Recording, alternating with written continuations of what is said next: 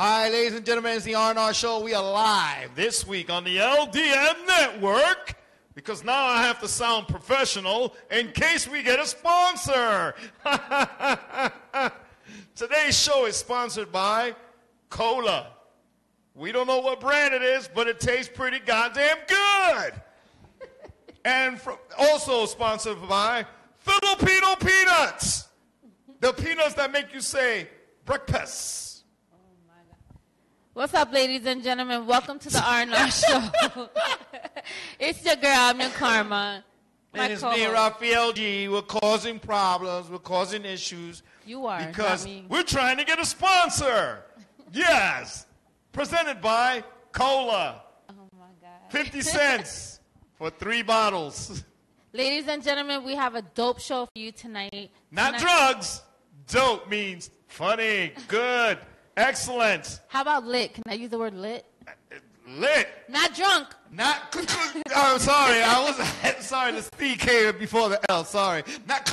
It's lit. Not drunk lit though. See, now you gotta be politically correct nowadays. Man, I ain't gonna be politically nothing. Jesus. If anybody knows about this show, it's called Raw and Ready because y'all trying to be raw, but y'all ain't ready. Put the children to sleep. There's no playoffs today. Nobody's playing that we like. Okay, Absolutely. Come listen to me and Karma because we're going to try to sell cola. Raphael, you want to know something that I seen on Facebook and I was just dying laughing? Tell me why. You know that your girl, the Cash Me Outside girl? No, my girl's the other one, the retard.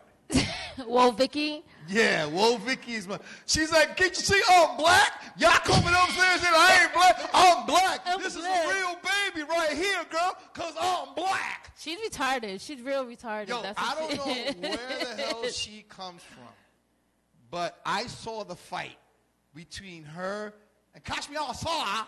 She caught her outside, though. How about that? Yeah, how about that? She caught her outside. She did catch her outside, though. But I was dying laughing. Oh, my God. But she was like, go ahead. What you going to do now? Yeah, she had her hoodie over her head. Yeah, she was like, what you going to do? Yo, she was prepared. She took her shoes off. I was like, yo, that girl's mad small. Yo, I didn't realize how tiny she was. She's like my height. Yo, you're taller than her. And Karma's short. Karma is 3'2". This girl was like 2'5". Listen, how many times I got to explain to you what happened was, right? I was number 7 out of 8 kids, right? My mom and my dad was in the room trying to have a quickie. The genes rejected you? No, obviously the rest of me spilled on the bed because somebody must have came in and interrupted them. I mean, you got 8 kids. You got to get quick, you know what I'm saying? So that's what happened. He didn't bust a nut? He tried to pull out, you know what I'm saying? But then that little bit, Little D, what you gonna do? I made it. Little D, what you gonna do? I think I made it. Bust a nut? Anyways, yo, you look like your Whoa Vicky chick. Yo, listen. Yo, she looked like that cartoon character. But Whoa Vicky chick, she was down to fight. No, she wasn't. Hold on a second. She was down to fight. No, she wasn't. But Cash Me Outside she was like, I'm going to bust your ass. I'm going to do this. What was their beef about, though? Because everybody compared Whoa Vicky to Cash Me Outside. And she was like, I ain't the Cash Me Outside girl. I'm black. Don't you see that I'm black? I make all this money. I hang out with all the homies and all the homegirls. I'm black. That was the beef. Yeah, I don't know. Like, that girl to me. But the funny part is, who is that little Chinese chick? Yo, who's hanging out? Ling Ming, whatever her name is. I don't know who her name is, but this little Chinita is starting to. She's gangsta. She was like, you go ahead. What was she saying? She was like, yo, let me hold on a second. She was like this. She was like, why this girl gonna come over here talking all this crap? Don't you know we're making this money? And she's pulling $100 bills. Yo, she's the real MVP. Yo, this is the thing that makes me laugh. I want to know is, how is it that they're making all this money? And you're still broke? And I'm still broke. And I've been doing this since 2006. Please, telling you. I want to explain this to America. This is a legitimate show, a legitimate network. We're trying to entertain you. And you got this retard who has a smile this big, braces from the back of her neck all the way around. She's white, but she's saying she's black. Wait, I know where she got her money from. What? Shark Tank. How'd she get her money? Shark Tale. No. Finding Nemo. That's the girl that was banging on the thing. No, I think she became. Listen. That's who she What's is. her name? Vicky who? What? Lou Vicky? Whoa, Vicky. Whoa, Vicky was the babysitter in the Untouchables movie. Is it the Untouchables movie? Oh, that's what she is. With the father, she's been in a couple of cartoons. What's the name of that movie? The Untouchables? The Incredibles. The Incredibles. She's the babysitter from The Incredibles. Okay? Because if you look at the thing... No, she's the girl. She's the dentist's daughter in Finding Nemo. When she comes in and she's torturing. That's who she is. That's where she got all her money from. I think so, too. And Ling Ling, I think she was a backup dancer from one of Missy Elliott's videos. I think Ling Ling is Filipino. Why she gotta be Filipino? Because she's short. She's not quite Chinese, but she's not quite Spanish either. There's a mix there somewhere. Watch the videos, okay? All I know is Catch Me Outside, grabbed her from behind. She pulled a sucker move, though. That was kind of a sucker move. Did you see her bodyguard? He's like 12 feet tall. That white boy was big. But it didn't look like Vicky was really trying to, beef. It looked like she was just trying to chill. Listen, the way Vicky was looking at her is like, ladies and gentlemen, you know when you first see a dog and you want to play with it, and you're like, should I pet it? Should I pet the damn dog? Because she was telling Catch Me Outside, like, come on, hit me, I'm right here, come on. But the little Filipino girl's in the middle, she's like, come on, go ahead, hit her. What you gonna do? Look at Rhea. Why she gotta be Filipino? You think I'm playing? Listen. Mrs. Laloma, okay, Mrs. Laloma, who's one of my favorite people in the whole world. Okay, she's a short Filipino lady. If she puts her hair back a little bit more and goes like this with money, she's gonna look like the little chinita that stood between Catch Me Outside and Whoa, Vicky. Yo, you too much. Did you see the video when she was like, Listen, I want to say something to America. If you're black, stay black. If you're white, stay white. If you're Latino, stay Latino. Be true to yourself. But what if you're you're white and you feel and you identify with a certain... Listen, let me tell you something because this is raw and ready. I'm going to say what I feel. What I mean by that is act properly. Act the way you're supposed to act. How does a Spanish person supposed to act? Like a Spanish person. Loud and obnoxious? No, when somebody says something, hey, were you the one stealing the thing? You be like, no speak English, I don't know nothing. Well, what about a black guy? Are you the one that went to Starbucks? Hell no, nigga, I don't drink no damn coffee. That's what What? Oh, you reminded me of this joke. How does a white person supposed to act? Yeah. God, Jesus Christ, Lord have mercy. Relax yourself. God. And then speed walk away. God, yeah, like you're telling somebody. Yo, you just reminded me of a joke, right? So there's a Chinese man, a black man, a white man, and a Spanish man, right? And they climb up the top of a mountain. The Chinese man goes, "This is for my country," and he throws himself off the mountain. The Spanish guy comes and he goes, "This is for my country," and throws himself off the mountain. Then the black man goes, "This is for my country," and he throws the white man off the mountain. Now, that ain't racist, but it's true. It's not racist, though. You know what I'm saying? It's true, you know what I'm saying? No, but on a serious note, though. No, hold on a second, I ain't done. You said how a black man said, hell no, I don't go to no damn Starbucks. Okay, Latino, man, do you drink Starbucks? No, a mí me gusta Bustelo. I don't drink Starbucks. I like Bustelo Pilon. That's what I drink from the sock. A white person, they'll be like, God. You forgot my cappuccino was cafe latte. No, that's Am I lying? No, but what happened in Starbucks, that's just ignorant as hell. Why? They do it to me all the time at White Castles. What's the big deal? Because it's Starbucks? Well, you're right. Listen, at least they could have bought something and sat there. One time it was very cold. But it was sunny. I parked my car. I go to Dollar Tree. I had my hood on and sunglasses. It was hot and cold. You know, it was cold. It was hot and cold. Sorry, my menopause. It was cold, but it was sunny. So all I did was get out of the car and right to the front door of Dollar Tree. Dollar Tree. Everybody stopped working and stopped moving because they thought I was like the Unabomber or something because he had on a hood with sun. I was like, excuse me, I got my food stamps today. I want to get myself some Dollar Tree stuff. I bought frozen pork sandwiches. I had TV dinners. I had cheese sticks for $1. That's delicious. Wow, and you're still here. Damn right. No diarrhea? Nope. It's all good stuff. I'm on a diet. I'm on a dollar diet. I'm not, all my meals are $1 and up. That's it. Oh, my God. Yo, Dollar Tree stuff. Let's talk about... We need a sponsor. Dollar Tree.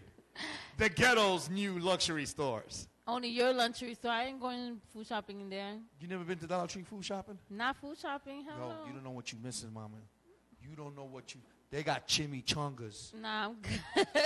Yo, I'm not playing. They got chimichangas. You could buy 8 eggs, not 12, 8 for $1. For $3, I get 24 eggs. You go to C-Town, 24 eggs is $6. But how big are the eggs, though? You gonna Uno get huevo like... así de grande. You lying. No, I'm serious. Uno huevo así de grande. You lying. No, I'm not lying. I go to Dollar Tree every 2 weeks. Yo, Margie, tell her we got Dollar Tree credit cards.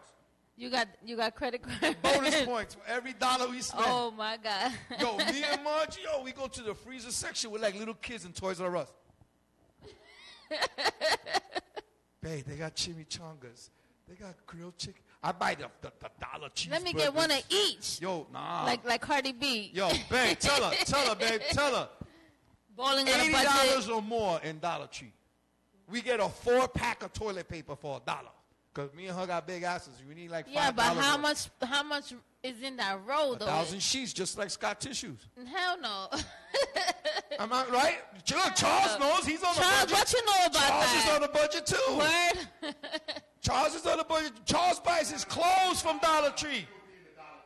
I'm telling you, ladies and gentlemen, y'all don't know. Charles buys his clothes from Dollar Tree.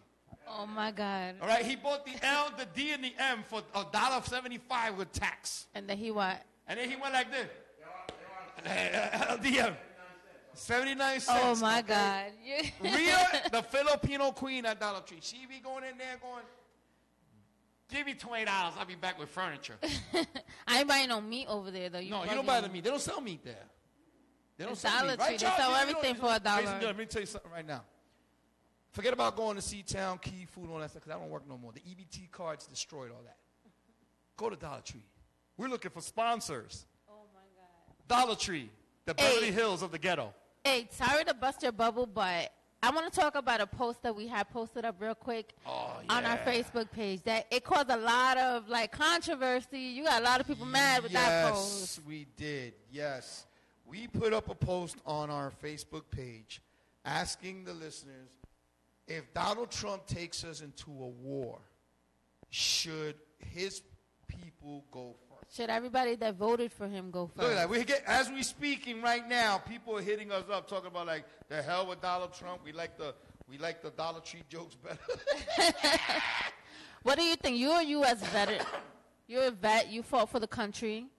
What I think about that, I'm gonna as we're talking, I'm telling you, ladies and gentlemen, we're getting hit up right now talking about that topic that we did.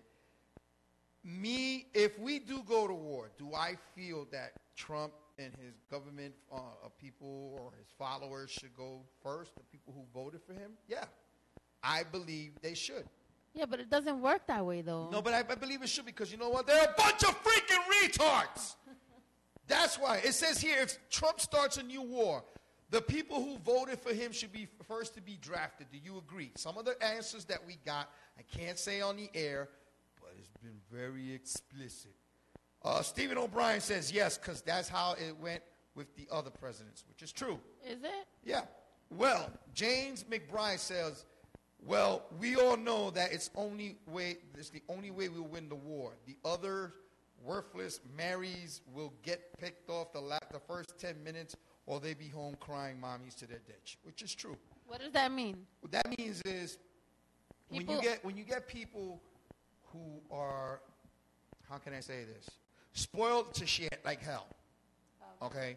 That they come from the rich daddies, or their father's in some type of government thing. Uncle is the congressman of Cacahuawa, Texas. Privilege. You know, the ones that got, los chavos cuando nacieron, you know, the people with the money. When we were in the military, we got a lot of spoiled brats that everything was done for them, or they were some part of a political party. They thought that they were going to get through the easy side of being in the military. Well, if I become an administrator, they're not going to send me to war. What makes you think you're not going to go to war? Because remember, you're taught to be a soldier first before you actually take the job that you're going for. You can go to the Army to learn how to cook, how to be a barber, how to play in a band. You could be an engineer, a truck driver, tank driver, infantry. There's all kinds of work in the military. But you still have to learn how to shoot a rifle. You still have to go through basic training. So a lot of these guys, they take the shortcuts and everything, and they think because Daddy is the sheriff of Wakatuka of Texas that he's not going to get sent to war, and they're the first ones to cry.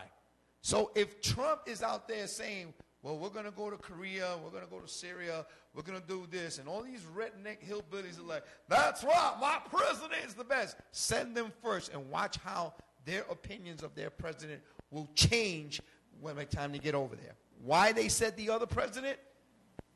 When Bush Jr.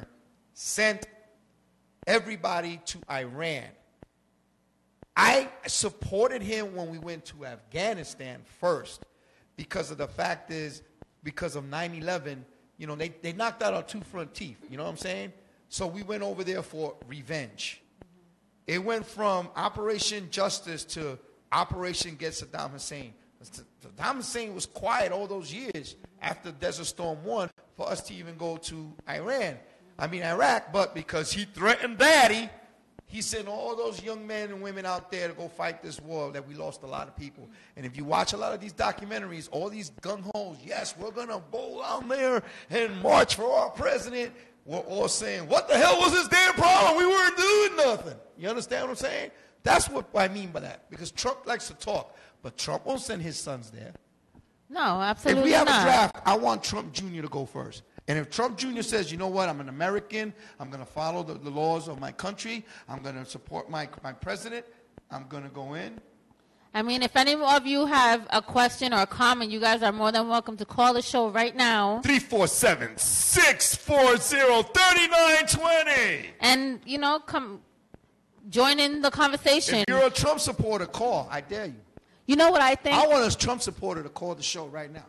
You know I'll go toe-to-toe with him. You want to know what I think, Raphael? Hold me back. I'll try not to hold you back. You want to know what I think, Raphael? I think that why don't they send the people who are going to doing life in prison? Why not? Why not send? Oh, we got a call. Hi, you're on the R&R show.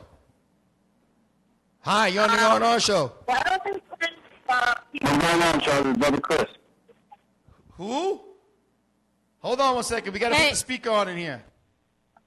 Hi, who's this? What's going on? It's Brother Chris. Brother Chris. Hey, Brother Chris. How you doing? Charles, you want to fix the speaker so we can listen to what we're saying? Hold on, Charles. What's going on? I just wanted to call and say what up, but I also wanted to just say that Starbucks employees should be the first ones to go. Yes, absolutely right. if he wants war, he should be the first one to go. No, he said Starbucks employees. Starbucks employees? I think pedophiles should be right in the front line. Why? They'll rape the camels. Because they deserve to get shot first. Brother Chris, are you a Trump supporter? I'm not a Trump supporter, man. You're not a Trump supporter? Nah, I can't if I wanted. I couldn't even if I wanted to. I support people with hair, brother. All right, check it out, brother. Me and you are going to go to Starbucks. You and I are going to walk together in Starbucks. We're not going to order no damn coffee. But they do got some slamming cheesecake over there. I can't deny that. Let me share this quick story. I heard a black brother walked in Starbucks and was like, hey, I heard y'all racist. And the lady was like, yeah, I heard about that. I'm so sorry about that. He was like, you should give me a free coffee. She said, oh, okay. So he got his free coffee, walked out there. He was like, Black Lives Matter. Yes. Yo, we should do that. So coffee we can and just start going to Starbucks getting free shit. If you are of color, start going to Starbucks and demanding free shit. That's the only way it's going to make it right. Damn right. Damn right. That's what we're going to do. Yo, Brother Chris. Thank you so much Thank you so much for calling, brother. Always, I love y'all. Bless up. Bless up too, kid. Okay, listen. Before we go to our first guest, I'm going to tell everybody right now, don't go to Starbucks. Okay? Buy a 2 pounds of Café Pilon, Bustelo. Put it in a Starbucks cup and tell them this is black coffee is too strong. I want some milk and sugar for free. You're corny, yo. What? And get some. Yo, do you ever had the cheesecake? No, I didn't know Starbucks sold cheesecake. Girl, I went there the other day. I put on white powder. Yeah, I walked in there with I was like, those damn Negroes and those Hispanics. I want some free cheesecake. I'm very affected by this. They gave me 3 pieces of cheesecake for free. They were like, he looked hungry. Actually, what's your name? I was like, Robert. You can call me Bob. Oh my God, why he gotta be Robert? Well, I told him my name was Richard, but we can't say, you know what's the nickname for Richard? You can't say Dick on the air. My name is Dick. Dick Jones. Dick Jones, ladies and gentlemen. Dick Jones. Ladies and gentlemen, we have an awesome lineup for you guys. We have John John's in the house. independent wrestler. Gotas in the house. And later on, the main event, the one and only, the rare interview with Danger Mental, the Dub Plate King, right here in the R&R show. Stay tuned right after this commercial break. I need coffee.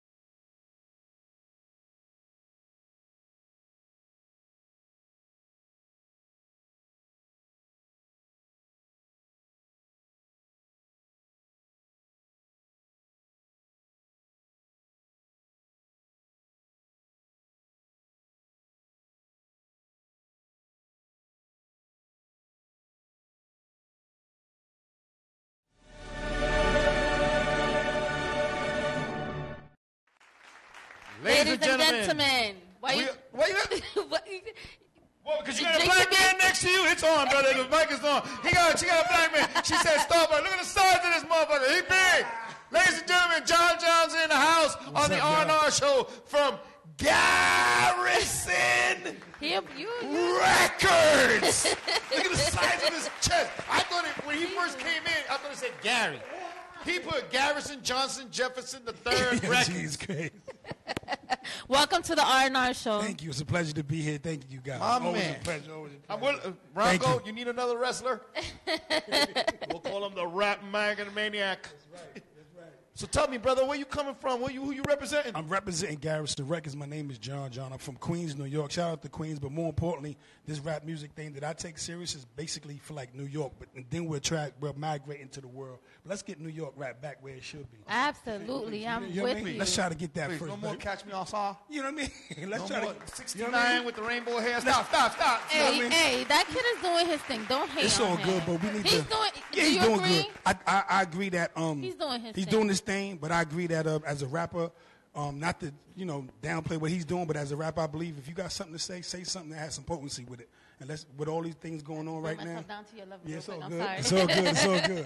But let's have something to say. And like the great Nina Simone said, we as artists, entertainers have a duty to the people to speak about the times. But before we get started with the interview, we want to give a shout out and our condolences to Beanie Man. He passed away. Tim Simmer! Somebody took the keys to your Beamer. Wait, Is that too soon? Wait. Is that too soon? No. But at the Wait, what are you talking about? Yeah, Beanie Man He passed passed away? away. Yeah. Are you freaking Yeah, serious? yeah. When? Oh, look, listen, she's my Yeah, public that's relations what the word is. and my executive producer. She didn't know that Tim Simmer was dead. When? Yesterday. Yesterday, allegedly. That's what it said. Get the hell out of here.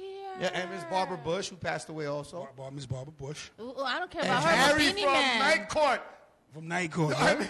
What? Harry from Night Court is dead. Yo, what the heck is going on? Starbucks coffee's killing all the wrong Yes, it people. is. wrestler? Exactly. Bruno Sammartino. Rest in peace, Bruno. Wow. Yeah, man. Look, Bruno. We got another Bruno here. This guy is huge. It ain't Bruno Mars. This is Bruno Planet. He's huge. So you represent Queens. man. What part of Queens you come from? I'm in Jamaica, Queens. Hometown brother. No You doubt, know, no doubt. Guyanese down all the way down there. Oh, you know. man. Yeah. Did they take over? Almost. Almost. But when they get past like 160 something street, they stop. Yeah, stop right there. But you go below 160th It's street, flooded. all roster imposters. Yes, it's flooded. They all roster imposters. So you be like, yo, what up? They be like, what up? It's all good. Yeah, we keep it moving. So what inspired you to do hip hop?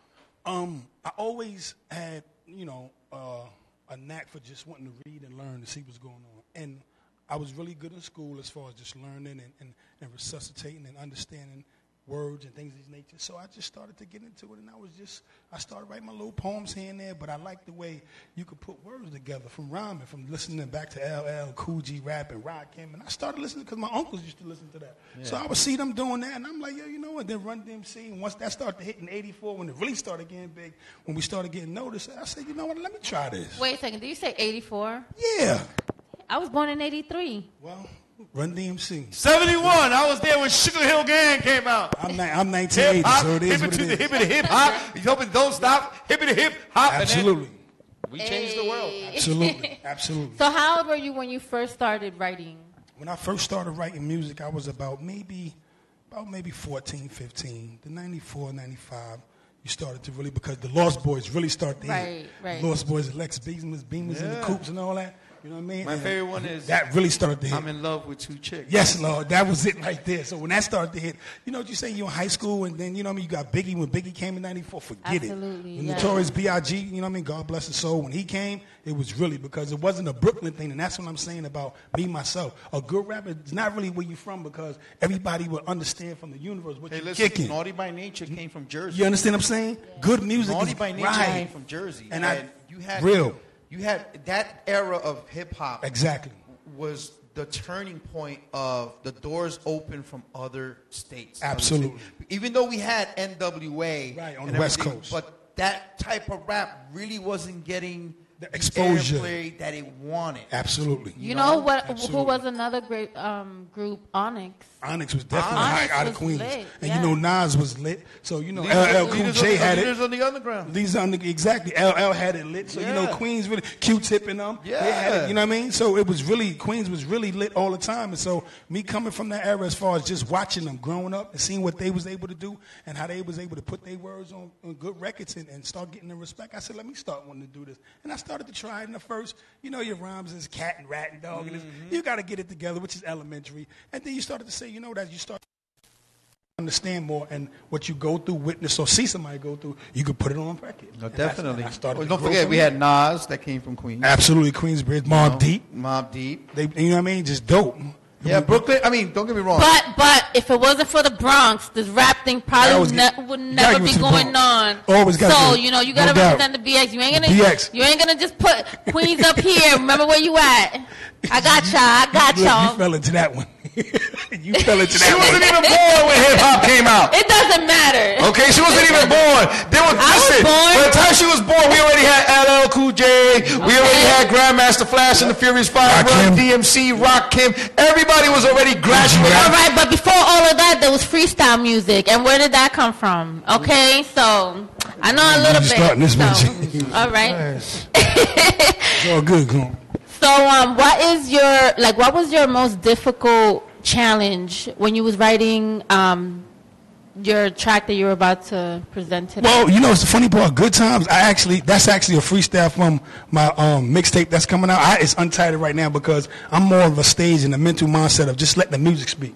Forget all the titles. Let's just let the music speak and let the people and the fans judge if they like it or they don't. But the Good Times song, it was it's from the Dr. Dre beat, Cocaina, and it was just, I said, you know what? I need something as far as just to get the ladies and the men on the dance floor, and let's just have a good time. This is party. Forget about, doing Absolutely. this and that. And there's so much negative things going on in this world. We need positive music. That's it. We don't need to no more killing each other music. We don't need no more selling drug music. That's over. We need music that's going to motivate and lift people up. Absolutely. We need music that like you said, the era that we all grew up in, we need music that sends a message. Absolutely. We need a music that you can dance to. Absolutely. Motivate you.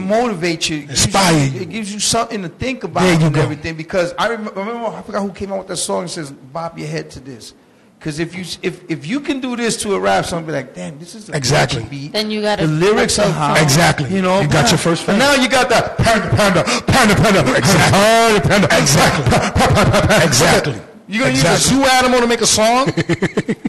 It worked. A drug dealer. Percocets, Molly Percocets. Exactly. And you guys brought up 6ix9ine, but he kind of like he's bringing the Bloods and the Crips together. Yeah, to fight. That's what he's doing. But no, not too much. Not so much. Go ahead. Not to really damp on his mood. The reason why somebody like 6ix9ine I can't even consider as a rapper. He was born in 1996. So from 1996 on up. No, and you know what's the funny part? It's not so much that, but it's sad. 95. I thought 95 was the border. Yeah, 96, especially these new rappers. And the reason why these new rappers, because they have no respect for the old school. Where I come from, we wasn't able to walk the blocks if it wasn't for our uncles and those that paved the way for us to walk these blocks. Absolutely. So when I see these new rappers now, it's like you disrespecting the culture in the whole. How you want to be a part of something that you so bitterly despise? And you disrespect. You know what's funny too? You know MTV has a thing where they honor certain hip hop. Absolutely. Artists. When was the last show you saw? Exactly. I mean, it's like. When was the last show you saw? Yo, MTV, they don't even, and it's funny you the said basement. Real talk, because they don't even acknowledge us. You know why? Even to go to the Grammys, go to the Billboard Award show, they don't even acknowledge us to the point like they should. The greatest rapper of all time, no matter who you say it is, always mentioned Kool Herc. Absolutely. Always mentioned Run DMC. Absolutely. KRS-One. Flash, KRS-One. Exactly. They mentioned these guys. There you go. Who came out with some of the greatest songs. My favorite, to me, the greatest rapper of all time. I know people can say Biggie, whatever. Rakim, to me, was the greatest rapper of all time. Rakim was ill. If you listen to his lyrics, and I always say this on every show that I can, if you listen to Paid in Full. Paid in Full was dope. Classic. Okay? Fish, which is my favorite dish, but without the money, it's still a wish. You know what he's talking about? Being broke. Exactly. He's talking about being broke. Exactly. He can't eat his favorite food. Exactly, because he can't afford it. What they think about now? Exactly. Cat, dick, ABC. Exactly. There you go. I don't rap. There you go. And people doing these. But you know what it is? You know what it is, though? It's the newer generation, period. They don't respect their elders at all. That's what I'm saying. See, when we grew up, we had to respect. It didn't matter if we were related or not. The neighbor. Absolutely. If the neighbor could find you down the street doing something you weren't supposed to do, your neighbor could whoop your. Exactly. You know You get taught right there. Real talk. Yeah. Because of the household that we grew up in. Okay? My grandmother had 6 kids. My grandmother had over 30 grandchildren. Absolutely. She had over 16 great-grandchildren. Wow. God forbid that we're in a family reunion and one cousin disrespects the grandmother. All your cousins are going to beat your ass. It's over. It's over. Yeah, and that's the way we were taught. And there's old people I want to choke the shit out of sometimes. But you got to respect your elders. But you're like, okay, sir. You got it. You know, in my mind, I'm saying, you're going to die soon anyway. Look, enjoy your life. Even when they being disrespectful. Yeah, they still look at you as the oh, God, you're this. Well, listen, right. listen, yeah, sir. you used to say stuff underneath your breath. Yeah, like when you walked away, you know what I'm saying? It used to be like, I hope you run out of Depends. You know what we did it. And then look down like. Exactly. Just keep walking. You know, because your mother used to, you said something? No. Exactly. Deep down inside, you're like, I can't do nothing. Exactly. You know? Exactly. And that era. They don't. There's no respect in the There's music. no So respect. what advice would you give one of the younger generation growing up that wants to become an independent artist, that wants to rap? Like we had a officially Mercy here last week. Shout out to him. New artist, Shout out to him. coming out. You could tell he's a good kid, you know what I mean? What advice would you give to someone like him who wants to, be Try an to artist? pursue this. I would tell him, first know that in your heart, if this is what you want to do, just know that you're gonna get 1,000 no's, and all you need is one yes. So if you keep that in your mind, then anything else you could get ahead and get through. And secondly, which is like part 1 or 2, I would tell him, just do your history. Always know and respect those that paved the way before you. Absolutely. Do your history of what you're doing.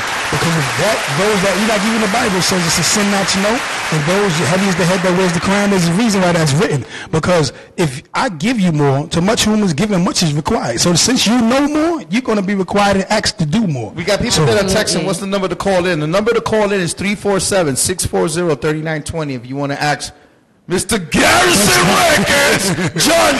The question. But what you're saying is so positive, so true, because we interview independent artists from all genres, okay? No doubt. Whether you're trap, hip-hop, rock, actor, comedian. Yeah, we don't whatever it discriminate. is, the R&R show is one of the first shows alongside LDM that we support a lot of independent artists. A lot of the independent artists that we've had on the show respect to these forefathers of hip-hop. These greats. But when you see these new guys on who's that guy? Chick, whatever. Trick. Says something about like, KRS's time is done. Exactly. Do you know that that's blasphemous. One verse could have destroyed your career? Finish you. Done. Finish you. Those are blasphemous words from ignorant people that don't, like I said, do the time and the due diligence of doing their history and knowing who they speak. But you have to remember this, ladies and gentlemen. Y'all don't seem to understand this. People are getting rich and famous off of social media. Boom. If you think you're a model because your agent is Instagram, absolutely. All right. You think you're I'm being honest. You think you're a superstar because you're always on Facebook Live causing problems. Absolutely. Okay. You got famous, sweetheart, because you couldn't say "catch me outside." You said "catch me outside," and that's something really. All the retards in the world say she's one of us. No, that's real. Okay. Real. And when our guys that we supported, the Roxannes, the Queen Latifah, the Salt and Peppers, Moni in the middle. Moni in the middle. Yes. Come on, Salt and Pepper. Even Humpty Hump. The Humpty Dance. You know what I'm saying? Real talk. These women didn't have to sell their asses. To get they didn't have across. to be sexy to become hip-hop artists. Well, I mean, back in them days, the Aaliyahs, the Lisa Left Eye Lopez. It was all on talent. The Mayas. All on talent.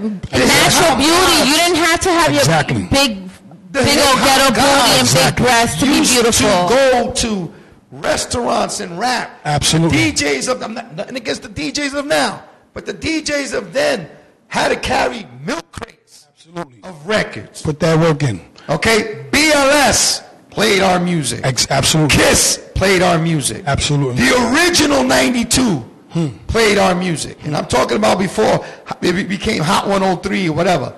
No doubt. They played our music. Right. We knew where to go. We would go to the village and people would set up put radios around the whole water fountain to the same station. I remember it was 86, 88. We went to the village. You had like 100 radios. No doubt. They all playing rock hymns for president. And that's when the WAP came out. Remember the WAP? Yeah, you know what I'm saying? You didn't know about that. And you were good if you hit the leg. Exactly. Boom. If you hit Yep. And we had fun. There was no beef. Exactly. There was no exactly. I mean, don't get me wrong. The Tupac Biggie thing was way out of proportion. Right.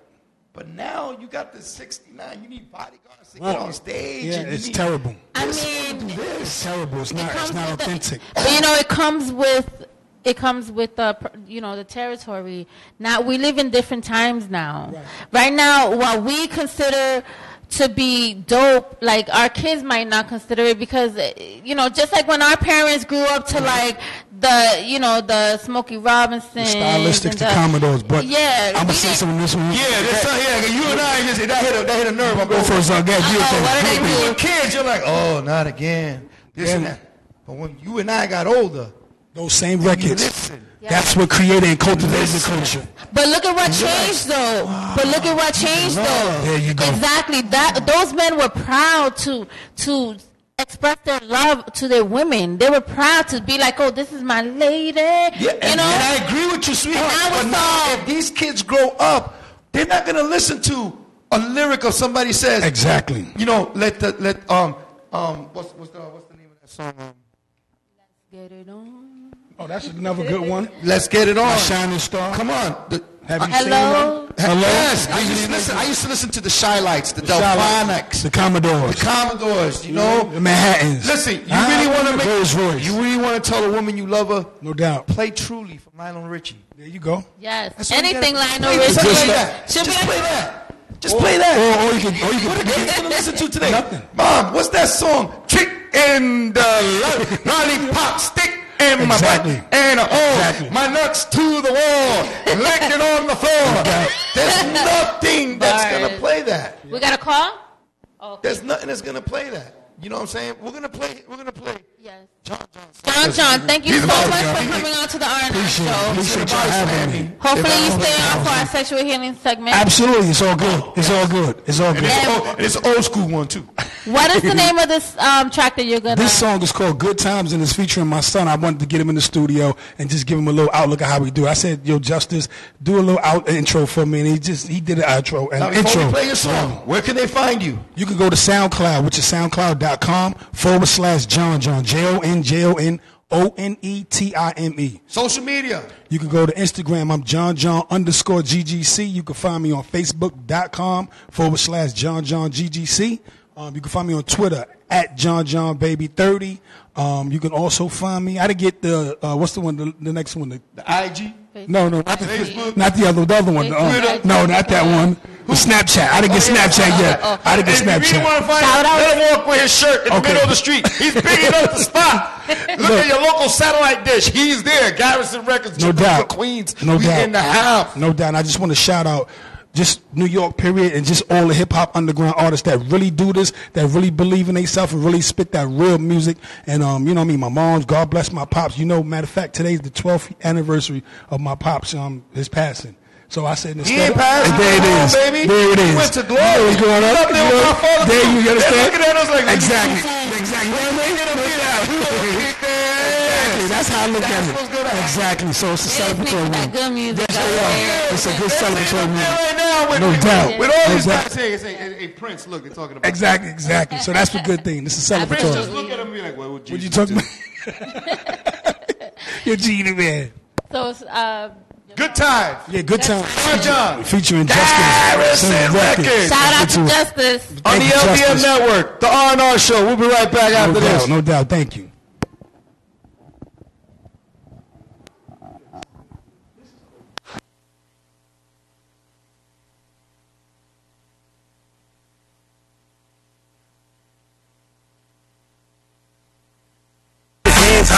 Choking mama every time a man walk by.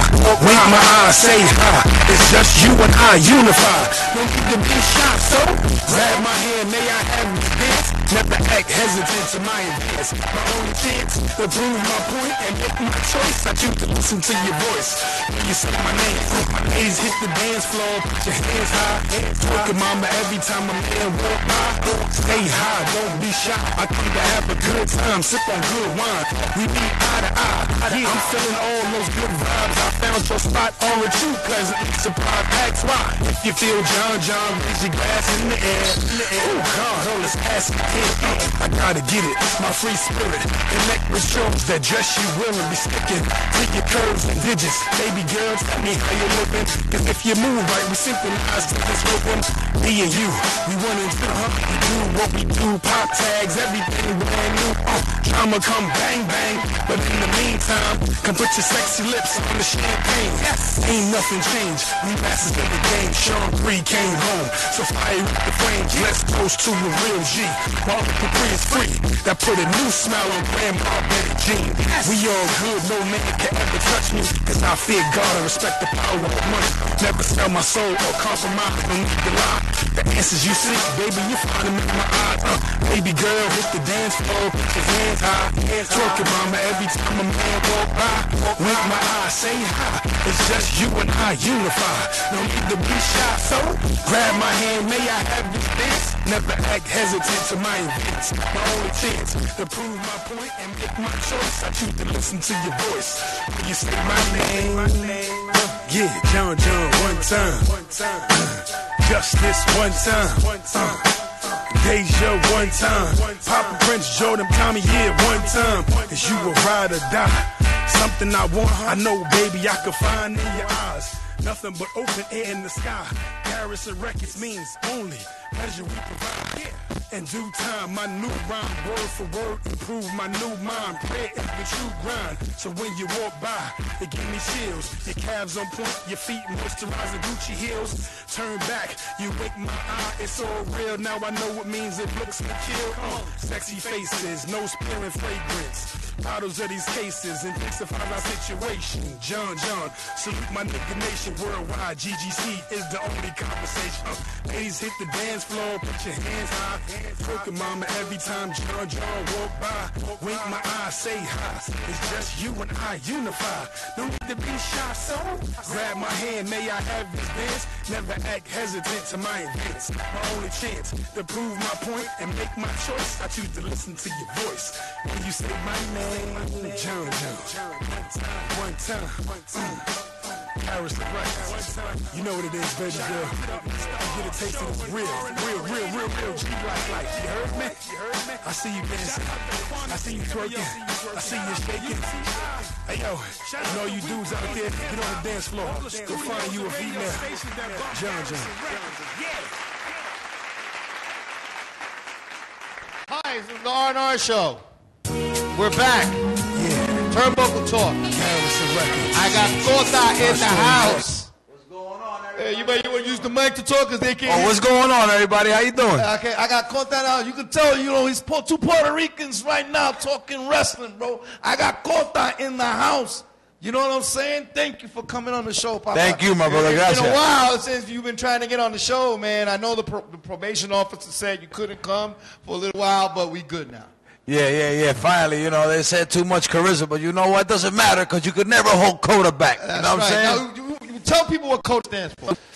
Well, for all you people who don't know, I used to be called General Romero.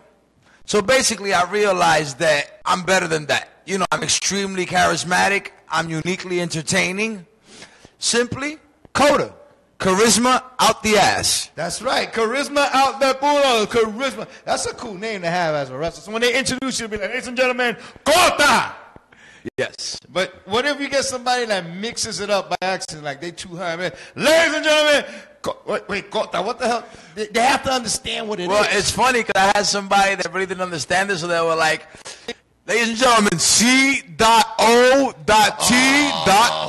Oh, my God. And I'm like, oye, pero ven pa' acá. So how long you been wrestling?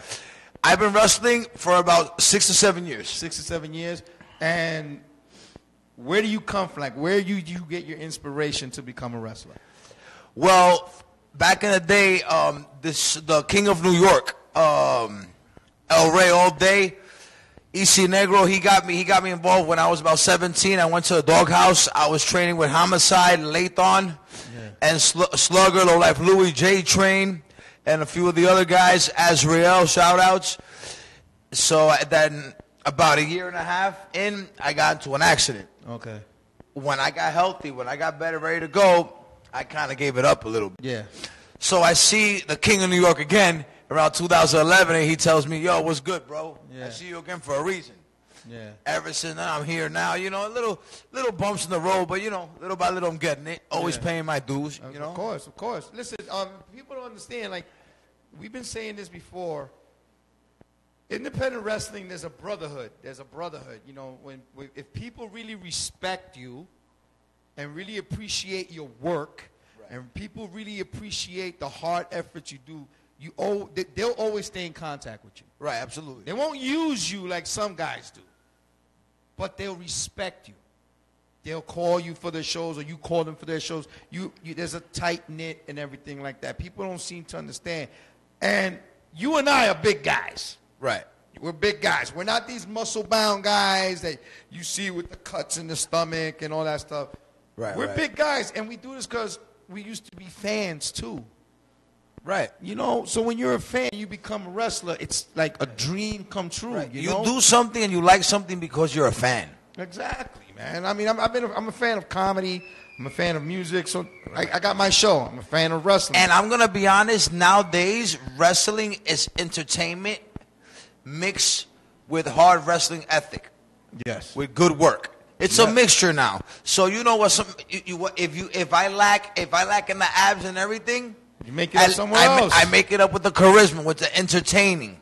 You know, with the money makers, which I can't show right now because we'll probably get sued. But yeah, if you want, look at his page. Look at his page. That's the pose right there. That's that pose. If you go on the Facebook page and you see that pose, yes, that's him. That's the man that's take what I got, love it or leave it. Who gives a shit? You know what I'm saying? You're gonna go up there and do this. Absolutely. Bruno Sammartino. Oh, one of the greatest of all time. The man was, in my opinion, the real people's champion. Oh, absolutely. He was the original people's champion. You know, he was for the people, the hardworking guy, him, like Dusty Rhodes. Absolutely. You know, they were the people's man. They were the guy who represented the small guy and everything. Bruno Sammartino's work ethics were beyond words, where when wrestling was still pure.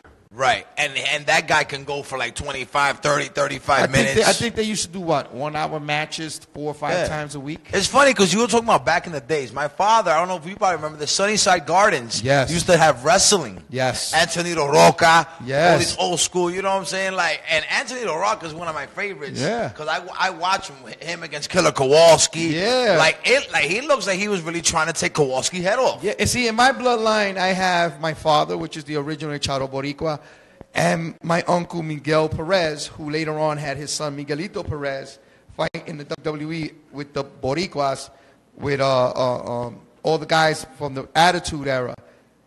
I grew up watching the Victor Rivera, the Johnny Rosses, the Andre the Chicky Star, Big John Studd, Ivan Putski, Johnny Valiant, rest in peace also. Let me ask you something. Yeah, let me ask you something. Did you watch the Andre the Giant documentary? No, but I need to watch Can I get a wrestler that's watched the documentary, please? I need to watch it. If anybody who hasn't seen it, I'm not here to promote them, whatever. HBO did one of the best sports documentaries I have ever seen. Not because I'm a wrestling fan, because they did great ones about football and baseball and everything. But they really went in with Andre the Giant. They showed the way this man came from the humble beginnings to his tragic death in the 90s. And even his high school, right? The trailer showed even from when he was a kid. They have footage of this man at 19 years old, 6'9", with like 7 bros, 305 pounds, with about 12 women. The guy was a beast, okay? But he was a legend. He was the guy who loved the business. He was the guy who respected the business. This guy put over so many people without losing, but sold for so many people that without him, there wouldn't be a Hogan. There wouldn't have been some of the legends you're talking about now, okay? You and I are wrestling fans. You and I work with some great people in this business that we look at and say, I can learn something from him. Oh, absolutely. You know, I respect what he's done. I know what he's done. I know what he's accomplished. What do you think about the new era that's coming up? Do you think they also show that respect? Because a lot of them are good.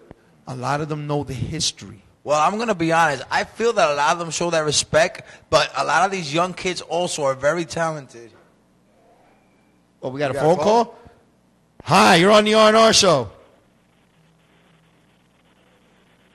Hi, you're on the R&R show. Hey, This is the Simply Splendid one.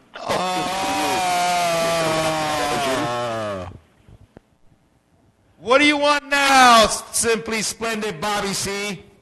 I just want to say to Coda, I'm very disappointed. How have you gone to the other side? I just don't understand that. Going to the other side what? To come on the R&R show? You are pandering to those simpletons. Nah, let me that BWF, those Santo minions. Especially, I don't understand that. too much. Let me tell you something, Bobby. I went to the other side because I saw the lights. Maybe if you did the same thing, your career would be better. Because right now, with that pink hair and that purple and gray outfit looking like the Jetsons, yes. That's not coming right now. Now, you want to come in my head? I got charisma out the ass, baby. You want to see me? How about you see me May 5th? Cinco de Mayo. Hey, why don't you do this, Bobby? Where's your chauffeur? You disappoint me. I had high hopes for you, Coda. I just don't understand. And how could you sit next to Uncle Fester there and just, I don't know how you could sit next What is that? I heard this, He Raphael. called me Uncle Fester. You Uncle Fester. The Simply Splendid one. You're shaking in your boots because your day is coming. Hey, Bobby, listen. Mr. Benson, right? Bobby, did the FBI raid your lawyers too? Did the FBI send back your chauffeur? Did FEMA hire your maid? You know, find every Mexican available, FEMA? Find every Mexican. That's charisma, baby. That's Yeah. Listen, I'll say this, Raphael, Rafi G. You wish you could find a woman that's anything near my Sophia. I know where you get money. You go and pay for them and buy them. I heard stories about you, Rafi G. Hunts Point is right near you.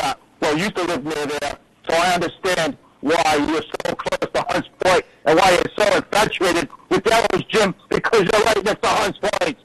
But isn't that where he got Sophia, Hunts Point, right? Yeah, he found her there. Yeah. Yeah. He told her to be a maid, to play a maid, and she thought it was a real job. Yeah. Rafi G, let me tell you, it's not over between us. I'm coming for you. Hey, I got to tell you, remember the time you went to the last event in the Bronx and you said they stole your rims? They fit pretty good on my car. That's a good one. That's a good one. Bye, Bobby. Anyway, back to Bruno Sammartino. We're talking about the new guys that are coming up. A lot of them are respectful to the history of wrestling. I hear them talk, and they do the homework. Right. They look at the old clips and everything. But you were saying something about a lot of the new guys coming up. Okay, a lot of the new guys like have a lot of this agility. You know, with time, just like rap, just like basketball, just like everything in this world, evolution takes a toll. Yeah. So a lot of these kids are so agile. Like, wait a minute, let's use this agility. You know, like it's just like football players use ballet. Yeah. For their balance to get their foot skills exactly. up. Just like we use acrobatics. Yes. To help us. Yes. We do rolls, tiger rolls, flips. You know, I mean, I can't really do a flip. I do a roll here and there. Yeah. But I take my bumps. yeah, exactly. But you know, it just is what it is. And I have respect for like the Smileys. I have respect for the cavemen. You know, I have respect for the Sebastian Cages. Yeah. You know, you gotta have respect. You know, I also have respect for the entertainment guys like Eric Jaden, Sexy Saiyan. Yeah. Myself, Simply Coda. Yeah. Bronco International. Yeah. The guys that always are still paying their dues, that keep this 100% loyal and honest. Some of the best guys, the best tag team right now in the East Coast, LAX, Santana and Ortiz, they treat this like a religion. There's another tag team in the East Coast that's representing the East Coast, which is, I think their name is Puerto Rico Incorporated. Oh, that's right. You look familiar. Yeah, and there's a big guy that's on the team. El Guapo Lou Nova and that cute other guy, Chavo Boricua Jr. Those guys are pretty good too. Oh, that's where I seen you. Yeah. So we represent the East Coast too, brother. LAX sound like, you know, no disrespect to them, sounds like a California airport. Well, if you know about them, let me tell you, they've been paying their dues. They've been earning their way. Yes, they have. And one of the greatest East Coast wrestlers, 187, Notorious Homicide, yes, has vouched for them. Homicide to you, Homicide. Oh, we got a call. Hi, you're on the R&R show. Hi, you're on the R&R show. What happened? You got maybe what you cut me off? Come on! I will say this, and one thing I do agree with you guys is if it wasn't for guys like Little San Martino, yes, if you know Hulk Hogan, if it wasn't for guys like Superstar Billy Graham, who do you think Hulk Hogan copied off of? Would you agree? Exactly. You know what? It is true. But before I let you go, Bobby, if there wasn't for Donald Trump, there wouldn't be a Bobby C. You know what? That's great. Right. And let me tell you, he will be president for another term because you know why? I'm endorsing him. Hey, listen, do me a favor. Before, Bobby, I don't mean to interrupt you, but do me a favor. Before you hang out, Bobby, listen to me. Listen to me, Bobby. So that you can get your Rogaine for free, Rafi J. Hey, listen, before, Bobby, I don't mean to interrupt you, but didn't you just close your Starbucks? Hey, that's a low blow there. Watch your mouth. And I will be showing up to the show very soon. And it's going to be unannounced, Rafi J. Anytime, any place. This guy is a nutcase. Anyway, before we go. Hey, a little annoying, right? Yeah, listen. I want to thank you for being on the show. Thank you so much. We've been waiting a long time. I want to tell a story about this man before we go. Let me tell you how close we become every time we see each other. Nothing but mutual respect. Absolutely. My first fight ever was back in February of last year with another company I was working with. And they were honoring my father, which I give them all the respect for. I didn't know this man from a hole in the wall. I didn't know nobody in that locker room. Nobody. He came up to me. He says, it's my honor to honor your father tonight. That still stays in my head. A year later, we're working side by side with each other. Wow. That's the type of guy this man is. That's the brotherhood that you have in this business. Wow. Okay? That's deep right there. All right? That's the first. I didn't know him from. I saw his titties hanging out, coming on the back. This guy trying to with a bow tie. Who wants to see it? Only guy I never knew. I tell you, I didn't know nobody in the locker room. My first day, I'm green as hell, like a little kid going to kindergarten for the first time. He puts his hand down. He says, "It's my pleasure to honor your father." That's the brotherhood of wrestling. Okay, keep it locked.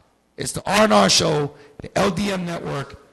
And we got plenty of more show to come. We'll be right back after this.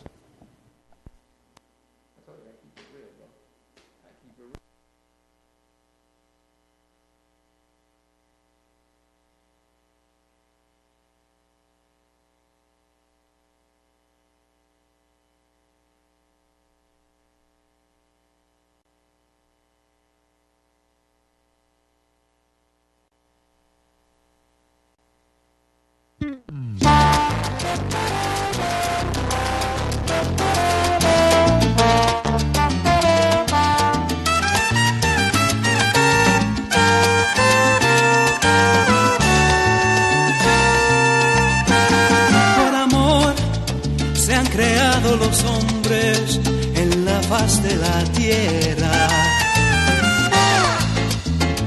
Por amor hay quien haya querido regalarle una estrella.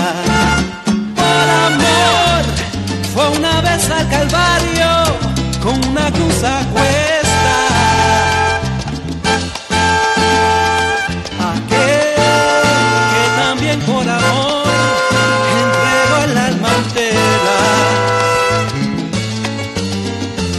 por amor se confunden las aguas y en las fuentes se besan. Y en las alas de las mariposas los colores se crean. Por amor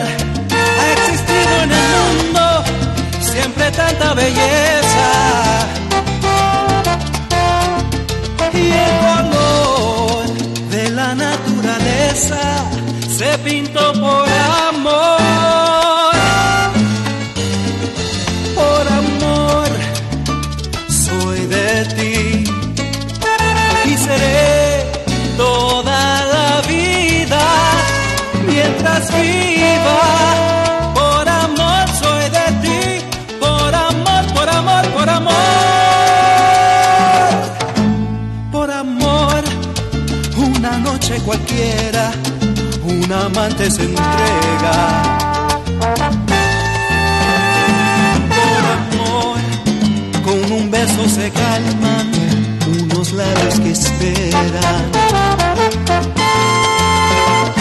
Por amor, ya no llevo las cruces que me dio el sufrimiento. Y por ti, lo que fuera mi suerte se cambió por amor.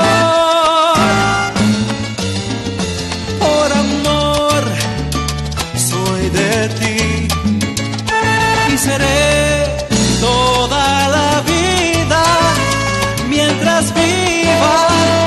Por amor soy de ti, por amor, por amor, por amor. Por amor, por amor, por amor, por amor, por amor.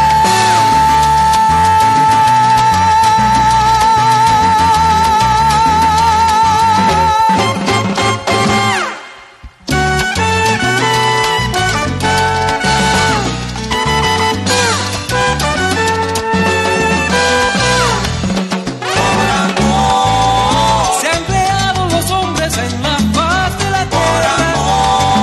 Tantas cosas lindas se han hecho por amor. Por amor. Se pintó el color de la naturaleza. Por amor. Sí, hay todo se ha hecho por amor.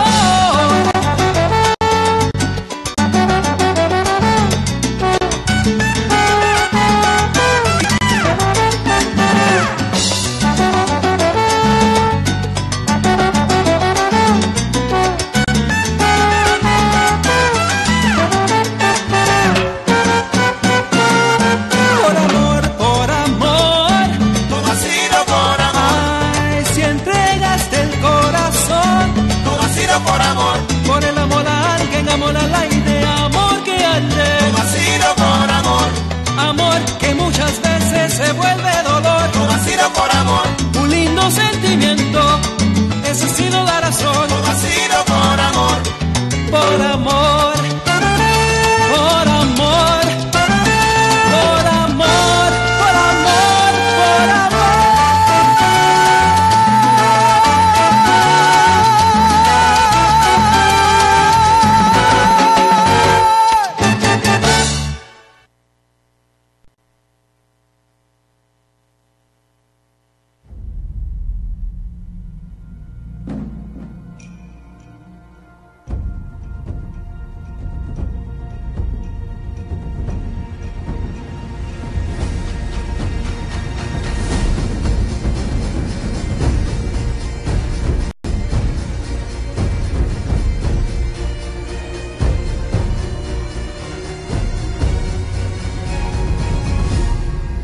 The best radio station in the world. Is right here, right now. LDM Radio.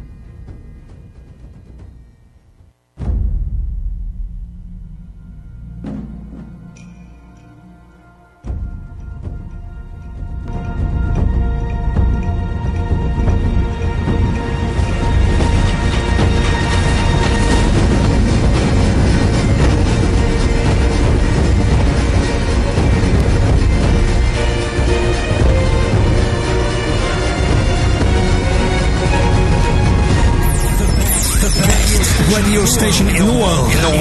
Is right here, right now. LDM Radio. She's so fake. She's so fake. You can see the layers on her face. Look at her chicken legs. Oh my god. How short is that skirt? I can't believe she'd even put that on. that her dress? Not even on not even covering her up. It's actually disgusting. How can she do it? I don't even know how this girl has friends. Start talking to Holden the other day. I bet she slept with the whole football team. Not even paying so much weight. She looks like a cow. Such a good idea. Watch this. Oh my god, that's so funny. You gotta post that. I got an idea. Pass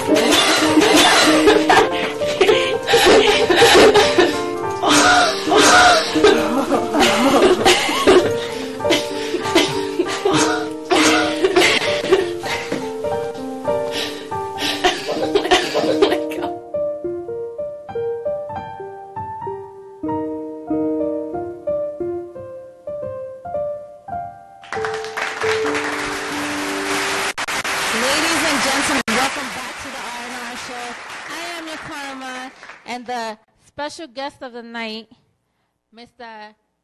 Danger Mental, a.k.a. the Dub Plate King, is in the building. Welcome. What's good? Everything good? Everything is great. You guys don't understand how rare, like this man doesn't do interviews.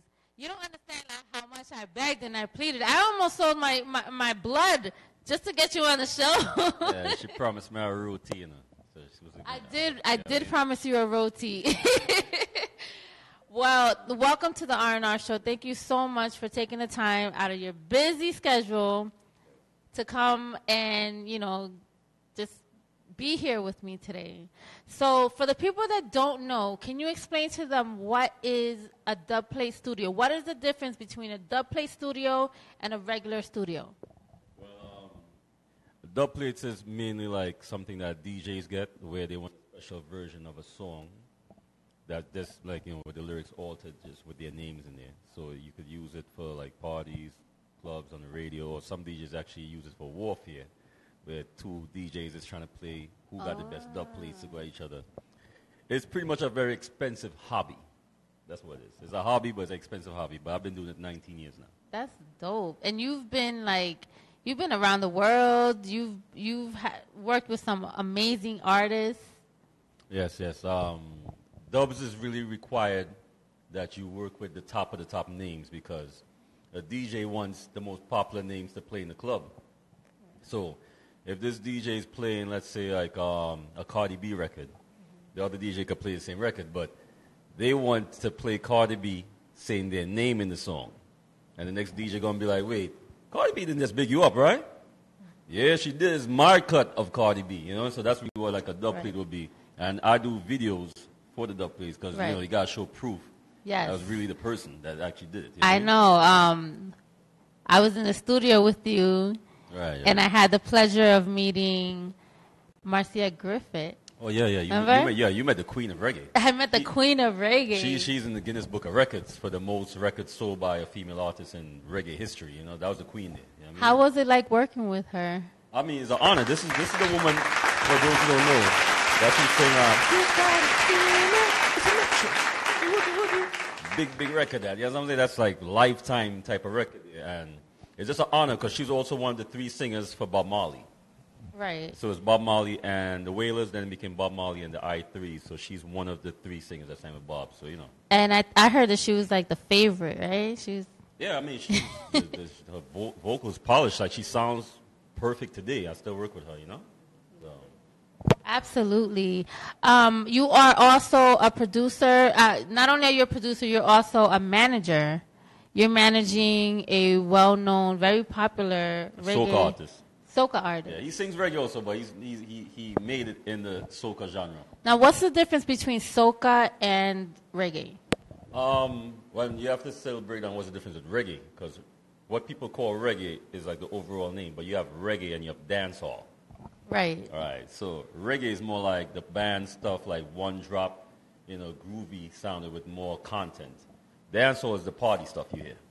So like you could say like Conscience is dancehall, Mr. Vegas is dancehall, Movado. Which these are all artists that you've worked with. Yes. And then reggae would more be like Chronics and the Bob Marley type stuff is what they really call reggae. Soca now is Trinidad music. which derived from calypso. So soca came around about like 1974, those years. And the idea of it was because Trinidad, where I'm from, the population is half Indian, half black, pretty much. It's like 37%, and then the rest is mixed. So it's the only Caribbean country where there's really two different races. Like if you go to Jamaica, Antigua, St. Vincent, Barbados, there's mainly black people, just light-skinned black people, dark-skinned. But right. Trinidad and Guyana, a lot of Indians live there, and then the mix is called Dogla. So the guy who invented soca music, Ras Shorty is his name, made it so that the blacks and the Indians could come together into one rhythm. The soca is more like party music. It's have a good time, you know what I mean? So, like, where did you meet Linky first? And how did that come about? Well, since I do dub plates, some DJs was asking me for him. Like, he was in high demand, and actually I didn't know who he was yet. And it was like, the song's over the streets, man. And then I said, I got to find this kid. So when I found him, the song was like about 1-point-something million views. Now it's at 11.5. Wow. Which is the third highest of all time on YouTube for soca music. And he's a Brooklyn kid, you know what I mean? So, you know, he got a real blessings in life because he's a Jamaican singing soca. Oh, and that's rare.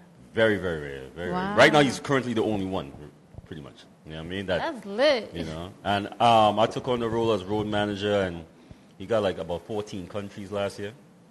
Yeah, I think he did like close to like 100 shows. Wow. You also worked with big names like Wu-Tang. Tell us what that was like. Well, when I came from Trinidad to America, I wanted to live in Staten Island. Shout out to all my people in Staten Island. And I was in a group, and one of the members in the group, his girlfriend's sister was so-and-so that is the president of Wu-Tang. So since 92, there was always ties with my group and Wu-Tang. And we was actually supposed to be the first reggae group coming out of Wu-Tang back then. Yeah, we were called Brigadier Generals. And we wound up getting a deal with Warner Brothers instead. But I always had ties with them, Capadonna, Ghost Ray. I did a lot of production for Killer Army, the outskirt groups also, Shaheen, Killer Priest. But the name Danger Mental really came from RZA. Oh, okay. Yeah, so people know me in Staten Island as Rebel Danger. That's what they know me as, Rebel Danger. Rebel Danger. When I give RZA a beat, yo, Rebel, man, this ain't no instrumental. This is a Danger Mental, man, yo. Because I always sample classical music, like how I have that Wu-Tang sound of production.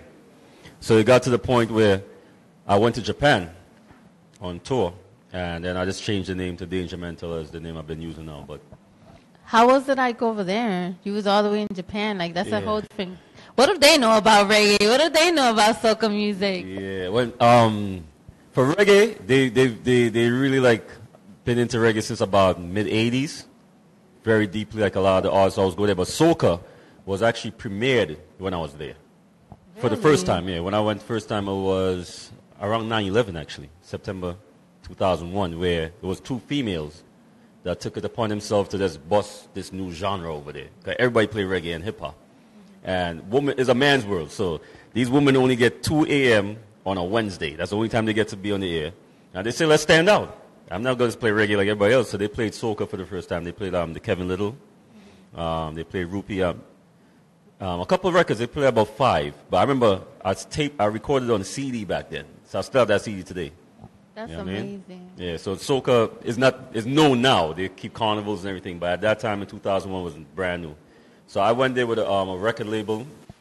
There was a few of us on the label, and I was the executive producer / artist on the label, and there's a good bit of show. I mean, you've been all over the world. You are an amazing producer. What haven't you done? I never wrote songs and gave to somebody else, I'll tell you that. You know what I mean? So I'm not a songwriter for songs, you know what I'm saying? Right. But, I have 13 albums in stores. 10 is hip-hop, released from 1994. The last album came out in 2006. That was my 10th hip-hop album. Killer Priest is on there. Shaheen, Killer Army, American Creed Team, Capadonna. Through the albums, I just got mad features. KRS-One, I did like a lot of stuff through the years with people. And the last 3 albums is actually reggae. But those albums are on Chamber Music Records, so it's a kind of Wu-Tang still thing there, you know? How do you feel about doing a reggaeton artist album? Yeah, I never Or worked. trap? You see, that's something I never did yet. I never worked with reggaeton yet. You know what I mean? So it's something new. I'm actually now starting to dabble in Afrobeat also. So that music is doing pretty well in Nigeria. You know what I mean? But with what I do mainly with the dubplate sessions, it just takes up a lot of time, man. Like sometimes it's like 5 to as much as I actually made a record last week with the most artists I worked with in one day, which was 11.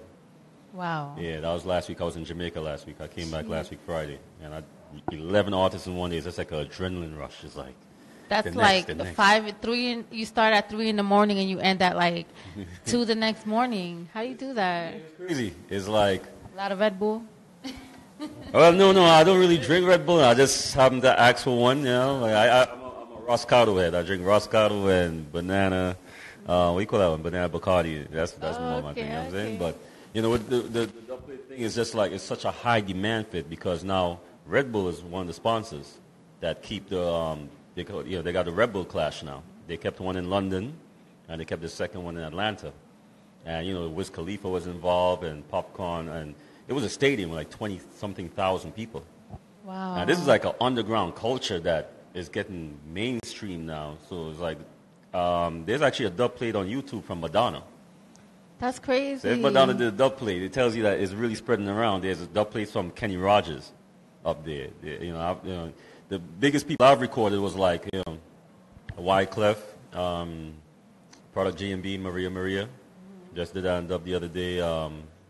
Cardi B came to the studio. I did Fresher, and How was it working? Like, how did Cardi B come to you? So how was it working with her? Like, how is she? Is she really crazy, like the way she is? Like, what's weird is that I was working with the reggae artist, the dancehall artist, Conscience, and we just did crazy dubs. It was like 1:30 in the morning, so I'm like, I'm ready to sleep. He's like, oh, this girl gotta come through and bring some beats. She wants to do a song. That's what he said, So I didn't make it a big deal, and she came through with her manager Shaft. And she was playing some beats and stuff, and the beat sounded good. And she showed some stuff that she had out already, and it sounded good. And Conscious was in the booth, and she filmed it on her Instagram. It's still up there.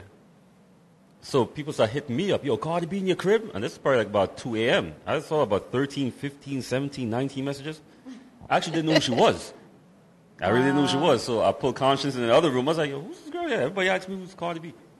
So she was having to go to the bathroom, and she's like, wait, you don't know who I am?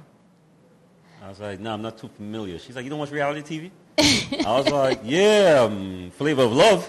She's like, damn, nigga, you old, nigga. She was like that. I was like, oh, man. But what she did say, she was like, well, that's a good thing. That means I got work to do. And look where she is now. You know what I'm saying? Absolutely. I remember you shout out to Stomach because Stomach introduced us. Yeah. And it was the same thing with me. Stomach is on my old album from way back in the days, man. Stomach is that's like from day one. Like, I know Stomach, it got to be like 22 years. You that's know my or bro. 24 years, you know what I'm saying? Yes. He was talented. That's the thing. That now got like crazy talent out there, you know what I'm saying? And like, you know, hip-hop is more Atlanta and South and stuff, and a lot of people forgot that, Staten Island, Staten Island, Shiloh. Broward, man, you know what I'm saying? Yeah. I lived there for 10 years. I'm talking about 10 years. August the 1st, 91 to August the 1st, 2001. And then I moved to Japan. Wow. And how long were you in Japan for? 2 years out there. 2 years. And you know how to speak Japanese and everything? No, it was needed, I'll tell you that. Oh, see, because I was about to put you on the spot. Say something. Yeah, it was needed. I mean, they teach you some words, they teach you the wrong words. The bad words. You always learn the bad words first. You go on It's stage always and like homeboy's that. like, yo, when you go on stage, just say, nanko, nanko, nanko. So it was me and another artist. And he's on stage, nanko, nanko, nanko. And the girls were like, we didn't know what we were saying, but we were saying something, you know what I'm saying? What is it? Trim, you know? And then the dude's like, let's say, I just learned something. ask for hapa. Hapa is what they call weed out there. And, this country is serious with weed. Like, you get some serious jail time. I mean, really? Yeah. I think Japanese metabolism system is different. So dudes just get drunk real quick. They get high real quicker than average people. They're mad late. Like, yeah. they don't wait nothing. Let me do this with Japanese people. Cause my baby mother is Japanese. My son is a Japadadian. Big up the Chancellor, my son. Wow, that's an amazing mix right there. That's mad he's rare. He's a Japadadian, you know what I mean? So very smart kid, you know what I mean? So you only have one child? Yes, one child. He'll be 15 this year. Holy but smoke. He's politicking with the mayors and stuff and some big people. Look like He's into politics and stuff. yeah. I mean, wow. on Instagram, I could literally have him and the mayor and stuff. You know what I mean? Like, So, how does he feel about you? Like, what does he look at you like, oh my God, like my dad is like this huge icon, or is he like, oh, that's just dad? no, my son once told me, he's like, hey, Dad, did you work with the most people ever? I was like, what do you mean most people ever? I can't work with most people ever. He's like, well, in the Caribbean. I was like, hey, that's a good thing to think about. Then I realized I work with 896 artists. Jesus. All right, and 19 are Grammy winners on top of that. You know what I mean? And then he just made me think about something. And then every time I go to my country, Trinidad, the king of soca is Marshall Montano. And some other artists be like, yo, they need to do a documentary on you because you're just so laid back and you behind the scenes. I just let my work speak for itself. So if you go on YouTube and you put any of those names in, you could put in from names like Special Ed to Black Moon, Black Rob, MOP, all those videos, they're up there. There's 855 now on YouTube. Now, speaking of documentaries, what's going on with that project? There's some people called Caribbean. Some people I just met, and they offered to do a documentary on me because they're doing a documentary with some of the top soca DJs right now. Some of the DJs like DJ Spice, who's with Power 105, with DJ Nori, Young Chow, who's on Hot 97, and they really told them, yo, you need to do a documentary on this guy here.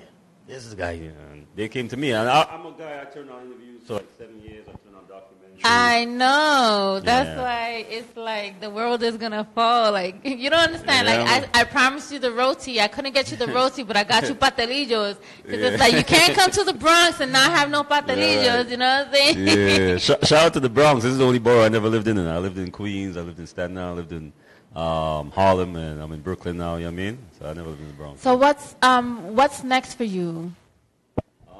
I'm a gadget fanatic, so I'm like trying to get into gadgets. Gadgets is just the future of the world, so I just deal with a lot of people from Hong Kong and stuff that make their own stuff. So I was actually doing a headphone line at one time with Movado. I was called Gully Side Headphones, you know what I mean? But then the headphone market just got super overpopulated. You know, so it's just you just have to find the next thing that nobody's on to next. Right. So I'm doing some gadget stuff, but this dubplate thing, it just can't slow down. You're too high in demand. That's what it is. It's good and it's bad. It's good and it's bad. Because I had to wait my turn. When I started like in 1999, it was slow for me. And those days I'm dreaming. I wonder if I could get Beanie Man.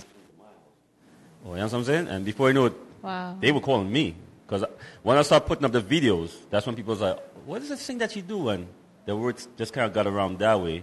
And before you know, they was finding me, all the names, the Sean Pauls, the Shaggies, everybody, you know. So wow, that was an honor, like I said, to work with all these people. When you work with so many artists, because I work with the soca artists, the Afrobeat, the reggae artists, hip-hop, and R&B. You just see the difference between cultures and the different mind states, everybody, and you just could grab a lot from everybody, you know what I mean? And you're so humble, look at you, you all blinked out, but yeah, he still has a humble soul I'm not and everything. Mr. T today. Sometimes I'm like Mr. T. But I mean, I think is like humbleness is the key, and I give that like fully to living in Japan. That brought crazy humbleness out of me, and it would for anybody. You can't be in Japan wild out, and you just look stupid. It's just humble, quiet people. You know what I'm saying? Absolutely. Yeah, very respectable people too. So I love how the Japanese conduct themselves and. You know, because I was in Staten Island, around the Woo and all the rappers out there. Staten Island could be a rowdy place. And it was a certain way. Moved to Japan and got a little more calm. And, you know what I'm saying? It was a good learning experience out there. Well, Danger, I thank you so much for coming to the R&R show. Thank you so much for taking the time. Yes. Let the viewers know where they can find you, where they can look you up. Any shout-outs that you want to do? Shout-outs. Well, there's a lot of people. All right. Shout out the whole soca fraternity, the whole reggae dancehall fraternity, the Afrobeat fraternity, the hip-hop fraternity, even the reggaeton fraternity. Staten Island, Brooklyn, where I live now, Trinidad, where I'm from, my second home, Jamaica. Big up Jamaica big time because the Jamaicans show me a lot of love over the years. And you can find me on Instagram, Danger Mental DPK. DAINJAMENTAL DPK. I'm on Facebook too, but I don't really check the Facebook too much. My assistant more checks that page, You guys heard it here live For the first time, rare interview, the DPK Dubplate King Danger Mental here on the R&R show, LDM Network. Stay tuned for our next segment, Sexual Healing. Listen, murder them, slaughter them, watch out. DJ Flex, in the dance flinging dubs like stone. Wondering why the ras you left out of your home. But when this a dub plate busting on them head from I was born, at the first me see a jump back, pop up so quick and run out of the land. DJ Flex, play the music, play the music. Kick out a jump and teeth. DJ Flex, slap that, bust them out. Kick out a sound white teeth. Murder them, slaughter them. Kick out a sound white teeth. No matter what you do, you can't get through. Just kill and DJ Flex, slaughter someone. DJ Flex a play, rubber dub in the dance, a sound of moon and a groan. Wondering if it's a dub play, shot them or a big seafood.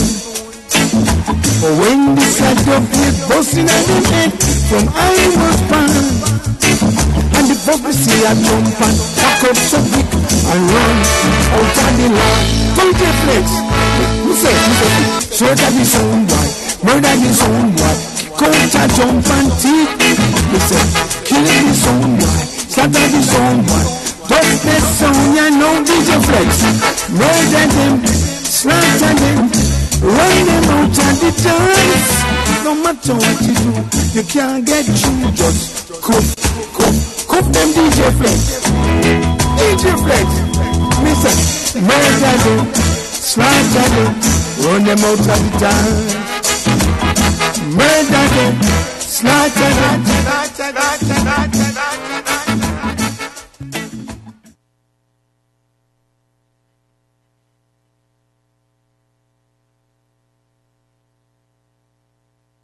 Big time.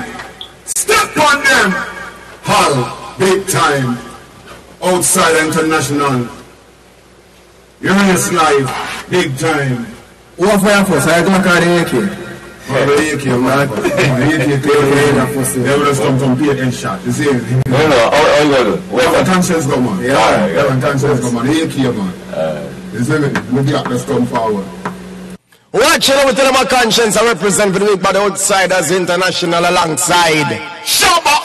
Him there! So cool, man, Mountain people from Rexdale, Brampton, Mississauga, Canada. Just salute that one, man. Never play yet. Ready now, kick out them face. Step in the neck and beat up chest. Yeah. Outsiders International. Yeah. One chain for alongside the Emperor. Watch out them, hey. Well, they say away, them want to ram it up. Outsiders pan the rhythm and a bam it up. Start find make them choke and vomit up. Just like them flat. Outsiders are done dada. Champion from me from out of me mother. We'll do the thing with no itch. The ball can't stop you to you to climb up the ladder. If you know reach Shabba, bring out your mother. Right so them bad but outsiders bother. Them say so we the girl them brother. All the fight them a fight man still a get hotter. When we say trend, little boy better follow Kingston 20. What we say? Yes brother, keep the peace, no make the war get hotter. And still and fake well Nathan. 6 years of the weeks on the man cover. Super get style, this a joke like Maca. Jump on the rhythm and a chop like Chopper. Any artist not know we say never learn proper.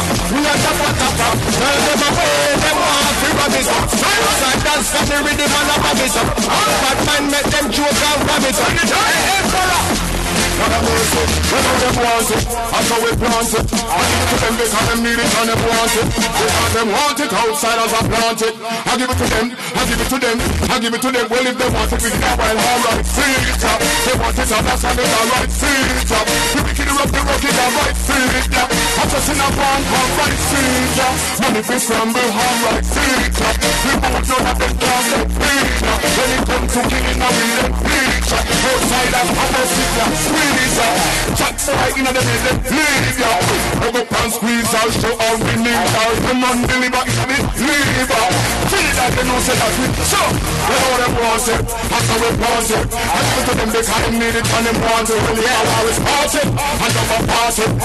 So every DJ, hey, well this a bad man settings. Bad man do action before we settings. No long talk, no powder, no settings. We not take disrespect of this. Outsiders one time prepare if you can't with things. Bad man no chase up, no we no say. We no woman that shit, and we not let the pick. Me not so we go for that shot. But outsiders know for your back. We sure that beat where you pass out, can't beat where you up. Box where you pass out, can't box where you up. Punch where you up, boy can't punch where you up. The man shut up them mouth, you know to chat so much up. Push me down and boy can't push me down. Come me down and boy can't come me down. If you pop out the gun, Shabba have come so. That boy you're not done outsider. Kill and collect. No, we just collect and kill. Yeah. We want them out, and we will not them so they kill and it's a murder. Murderation until. Give a boy a piece of the bottle. Make him lay down and bicycle. No boy can go down we outside the bill. When we are kill boy, no we not joining. No we push it in the mouth, bust it in the head. Anything takes outside the brain dead. Hey selector. Hey, no ramp. Money have to tap up. This not normal. It's not normal. Time to do the things. Bad man no chase up. No, we not. No, sir. Money. Yo, bro, I'm doing a blood clot.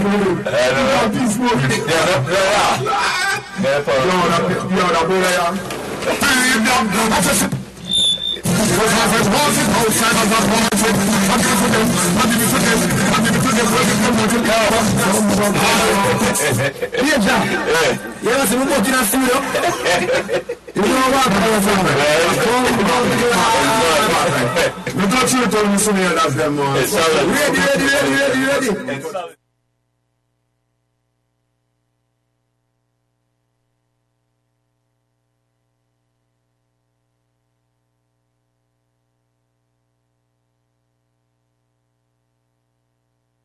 It's Charlie representing for DJ Punchin. No stupidness. You know, so we make the ladies them enjoy themselves at each party because they love to partake.